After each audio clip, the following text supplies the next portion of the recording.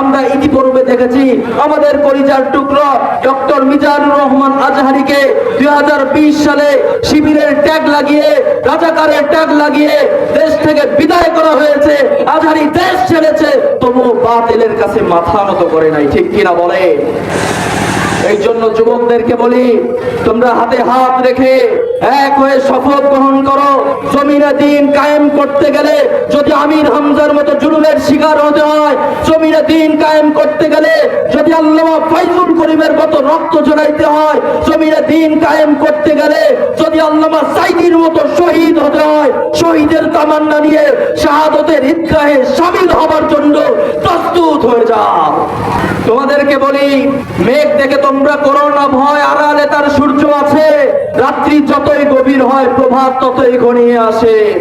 ও আমার জাতি, আজকে চলন বিলের মিডিল পয়েন্ট থেকে কোরআন হাতে নিয়ে শপথ করে যায়, আগামী দিনের সূর্য উদিত হবে এটা যেমন নিশ্চিত, আগামীতে বাংলার জমিনে কোরআনের রাজ টুটে আর টমেরো কায়েম হবে এটাও তেমন নিশ্চিত।